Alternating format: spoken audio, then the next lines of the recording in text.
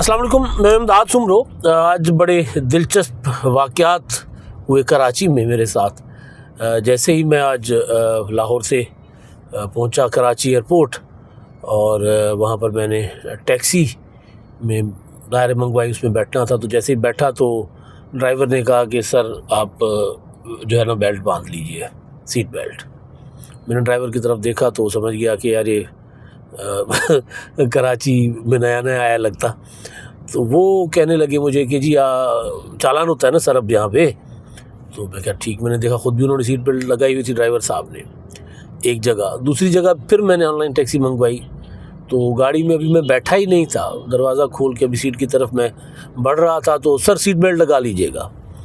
तो एक ये वाक़या। दूसरा ये कि मैं शाहराह फैसल पर था जब आ रहा था एयरपोर्ट से, तो वहाँ पर यूँ लग रहा था कि जैसे हर बंदा कायदे के मुताबिक गाड़ी चला रहा है। वरना पहले ये होता था कि शाहराह फैसल पर बस वाला कटे मारता आ रहा है, मोटरसाइकिल वाला कभी पहली लेन में कभी तीसरी लेन में, और गाड़ी वाले कार वाले जो हैं वो तो खैर उनका तो कोई हिसाब किताब ही नहीं है, तो कोई स्पीड की लिमिट नहीं थी। तो एक दोस्त के साथ जिक्र हुआ तो उन्होंने कहा कि देखें ई चालान का जादू है।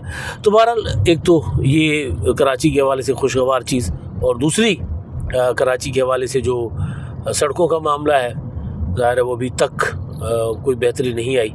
एक एबनॉर्मल चीज़ मैंने देखी है कि हर सड़क जो है वो प्योर ब्लॉक की बनाई जा रही है। दूसरा ये जो पुराना एक कराची में मसला है वो ये कि सड़क जो है वो अच्छी खासी बनी बनाई सड़क होती है और बीच में खोद दी जाती है और फिर उसके बाद वो सारी दोबारा बनानी पड़ती है।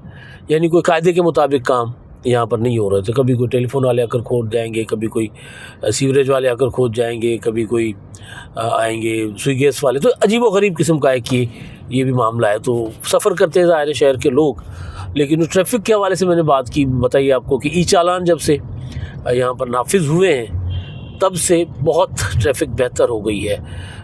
एक यानी गार्डन वाली साइड पे एक सड़क थी जहाँ मुझे नहीं लग रहा था कि यहाँ पर ई चालान होंगे। तो गाड़ी वालों को मैंने पूछा, जो टैक्सी वाला था, मैंने कहा यहाँ पर ई चालान, उन्होंने कहा सर पता नहीं कहाँ लगा हो, लिहाजा हमें अब कोशिश करते हैं कि हर सड़क के ऊपर ना हम कायदे में रहें। तो कायदे में रहेंगे तो फ़ायदे में रहेंगे। लेकिन एक और चीज़ जो IMF कह रही है वो बड़ी ख़तरनाक है। IMF की रिपोर्ट आई है कि पाकिस्तान कायदे से बाहर हो गया हुआ है। पाकिस्तान का जो सिस्टम है, पाकिस्तान की जो अशराफिया है, उसकी जो लूट मार है, उसने मुल्क को कंगाल कर दिया हुआ है। और ज़ाहिर अशराफिया में आपको पता है कौन कौन आता है। सारी जो एलीट क्लब है या जो हुक्मरान तबका है, जिसमें सारे तमाम इदारे शामिल हैं, जिसमें सियासतदान शामिल हैं, जिसमें ब्यूरोक्रेसी शामिल है, जिसमें तो हर तरह के लोग ज़ाहिर उसमें शामिल है। जो बरात लेते हैं ना, देखें मतलब अदलिया की कितनी बड़ी बड़ी तनख्वाहें हैं जो जजेस की अदलिया में, और बाकी प्रिविलेजेस आपके आर्म फोर्सेस में क्या क्या रिटायर अफसरों को नहीं मिलता, बड़े अफसरों को, छोटे तो बेचारे इतना ज़्यादा नहीं लेके जाते, ब्यूरोक्रेट पता नहीं कितने कितने प्लॉट्स लेकर जाते हैं। सिर्फ इसका हिसाब किताब लगाएं तब भी काफ़ी कुछ पाकिस्तान को ज़ाहिर है घाटा होता है इन सारे मामलात में। लेकिन जो IMF की रिपोर्ट है वो ये है कि जी करप्शन, और करप्शन में अदलिया टॉपर सबसे मतलब कमाल, जो टॉप के इदारे हैं पुलिस और अदलिया उसमें ऊपर है। अब ये वो मुद्दा है जो पिछले काफ़ी दिनों से पाकिस्तान में, जिस पर सब बहस कर रहे हैं कि जी 27वीं तरमीम में अदलिया का गला घोट दिया गया। भाई अदलिया का गला था किधर जो घोट दिया गया? अदलिया के अंदर एहसास था कब कि कानून और आइन के मुताबिक चलना है? वो तो आइन और कानून से बालातर होकर चल रही होती थी हमेशा। और जुडिशरी में सिर्फ हाई कोर्ट और सुप्रीम कोर्ट तो नहीं है ना, नीचे तक क्या नहीं होता जुडिशरी में। अब IMF कह रही है कि जनाब पुलिस और ये बड़े करप्ट इदारे हैं अदलिया पाकिस्तान के। लेकिन जो इम्पोर्टेंट चीज़ IMF की रिपोर्ट में आई है, जिसमें उन्होंने ज़ाहिर निज़ाम का एक तरह से IMF की रिपोर्ट पाकिस्तान के निज़ाम का कच्चा चट्टा, वो कह रहे जब तक ये सिलसिला ख़त्म नहीं करेंगे पाकिस्तान आगे नहीं बढ़ेगा। बुनियादी तौर पर कब तक कर्ज़ों से चलाएंगे? ज़रा थोड़ा सा अपना सिस्टम भी, अपना घर जो है वो देख लो, अपना सिस्टम ठीक कर लो, बेसिकली वो ये कह रहे हैं। तो उसमें जो एक चीज़ है SIFC के हवाले से, उसमें कहा गया है कि जो उसमें ان کو جو ہے وہ پارلیمنٹ کی نگرانی کے تحت چلایا جانا چاہیے. ساتھ ساتھ جو خریداری ہوتی ہے سرکاری اداروں میں اس کو ڈیجیٹلائز کرنا کہ یہ مطلب عجیب چیز ہوتی ہے نا. مطلب ایک چیز آپ ویسے اگر نارملی ایک چیز آپ خریدنے جائیں عام شہری کے طور پر تو آپ کو 2 روپے کی ملے گی, لیکن سرکاری ادارے کے لیے جب وہ خریدنی ہوتی ہے تو 4, 5, 10 روپے کی چلی جاتی ہے, کیونکہ ٹینڈرنگ ہوتی ہے, ٹھیکیدار ریکوائرمنٹ کے لیے, پھر مطلب ایک بڑے لمبا چوڑا ایک سین ہوتا ہے جس سے گزر کر پھر وہ ایک چیز جو ہے نا 1 روپے والی 4 یا 5 روپے تک چلی جاتی ہے. ایک نارمل پروسیجر ہے یہ. تو اس کو وہ کہہ رہے ہیں کہ ذرا بہتر بنائیں اور معاملات جو ہیں وہ اپنے ٹھیک کریں. اور پھر وہ جو نیب نے کوئی 5 ارب سے زیادہ کچھ ریکوریز بلکہ کافی ساری ہیں, تو وہ کہہ رہے ہیں وہ کم ہے, وہ جتنی کرپشن ہے اس کے مقابلے میں نیب کی کارکردگی بھی کوئی اطمینان بخش نہیں ہے.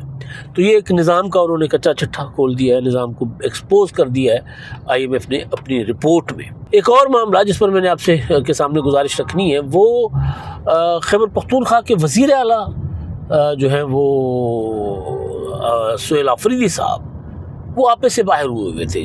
کل ان کی تقریر تھی, وہ میں نے سنی. اس میں وہ کہتے ہیں کہ جناب یہ جو ہری پور کا حلقہ ہے جہاں پر ایک تو تحریک انصاف والوں کی سمجھ بھی نہیں آتی, بھائی پنجاب میں انتخابات کا بائیکاٹ ہے اور KPK میں عمران خان نے کہا کہ جی ان کی جو اہلیہ ہے شہرناز عمر ایوب کی وہ الیکشن لڑے, اور پھر ان کا ایک میسج بھی PTI کے اکاؤنٹ سے چل رہا ہے ان کا شہرناز کا کہ جی مجھے عمران خان نے نامزد کیا ہے. مجھے تو وہ لگ رہا ہے کہ وہ ہے بیسیکلی AI جنریٹڈ ہے, کیونکہ وہ باپردہ خاتون ہے اور وہ اپنی الیکشن کیمپین کرنے کے لیے بھی خود نہیں نکل رہی. مطلب سوچیں نا کہ PTI کیا نعرہ تھا اور کر کیا رہے ہیں.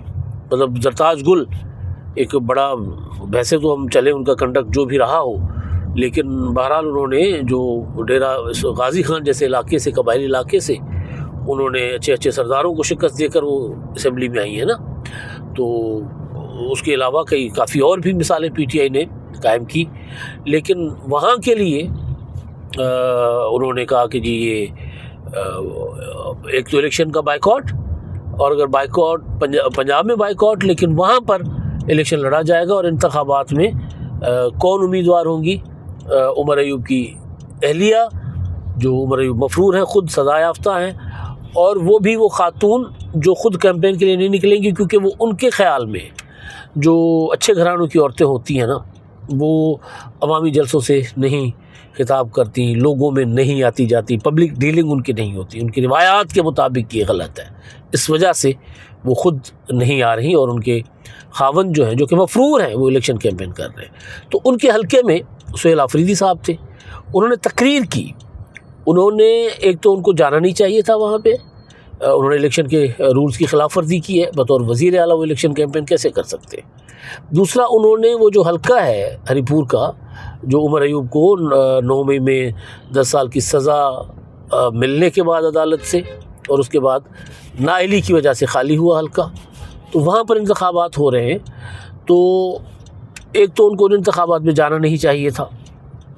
گئے تو انہوں نے دھمکی لگائی کہ جو الیکشن کا عملہ ہوگا, میں ان کو کہتا ہوں کہ خبردار اگر کوئی ایسی ویسی بات کی, ایسی ویسی حرکت کی یا نتائج تبدیل کرنے کی کوشش کی, اگر کسی نے ایسا کیا تو اگر وہ دن ہوگا تو وہ رات نہیں دیکھے گا, اگر وہ رات کا وقت ہوگا تو وہ دن نہیں دیکھے گا, یعنی مارا جائے گا, قتل کر دیا جائے گا. سیدھی سیدھی دھمکی.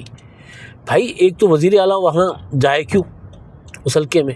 دوسری بات, ان کے ساتھ ایک مفرور شخص کھڑا ہوا ہے ساتھ, جس پر میں ہمیشہ ایک بات کرتا ہوں کہ یار یہ کیا طریقہ ہے. عدالتوں نے سزا سنائی ہے تو کم از کم پنجاب کی حکومت کو چاہیے, وفاقی حکومت کو چاہیے کہ وہ جو مفرور ملزم ہے اس کی گرفتاری کے لیے تو کوئی سنجیدہ اقدامات کریں نا.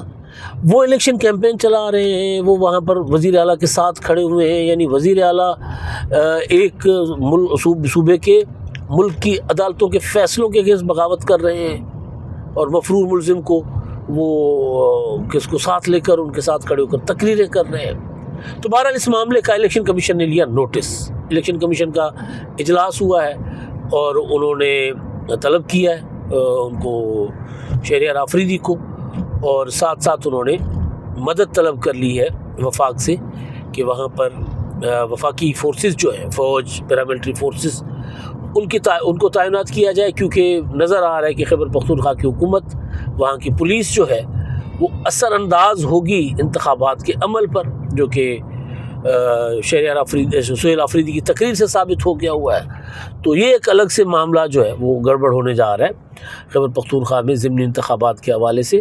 اب دیکھتے ہیں اس میں کہ وہ جاتے ہیں نہیں جاتے۔ اس سے پہلے بھی تحریک انصاف کا وتیرہ یہی رہا ہے۔ عمران خان صاحب بطور وزیر اعظم آزاد کشمیر کے انتخابات میں، جو گزشتہ انتخابات ہوئے تھے 21 میں، ان میں، اور گلگت بلتستان کے انتخابات میں جا کر جلسوں سے خطاب کرتے رہے۔ مجھے یاد ہے گلگت بلتستان میں گیا تھا جب انتخابات تھے، یہی دن تھے انتخابات کی مہم کے دوران جو بلاول بھٹو نے جلسے کیے تھے وہ کور کرنے میں گیا تھا۔ تو وہاں پر الیکشن کمیشن نے اس وقت بلاول بھٹو زرداری صاحب کو اور پیپلز پارٹی کے جو ارکان تھے دوسرے جو ادھر پاکستان میں منتخب تھے، حسن مرزا اور دیگر لوگ جو تھے، ان کو 24 گھنٹوں کے اندر اندر کہا تھا کہ جی آپ گلگت بلتستان سے نکل جائیں، اور گلگت بلتستان کی حکومت کو کہا تھا کہ ان کو نکالیں، چیف سیکرٹری کو کہا تھا کہ ان کو نکالیں۔ عمران خان صاحب جا کر وہاں جلسے کرتے رہے، کچھ نہیں ہوا۔ آزاد کشمیر کے وزیر تھے علی امین گنڈاپور، کشمیر افیئرس کے، آزاد کشمیر میں انتخابات تھے 2021 میں، اس میں وہ جا کر وہاں پر الیکشن مہم چلاتے رہے، اور الیکشن کمیشن نے نوٹس بھیجے، لوگ جاتے ہی نہیں تھے، اور اس کے بعد الیکشن کمیشن کے خلاف بیانات دینا شروع کر دیتے تھے۔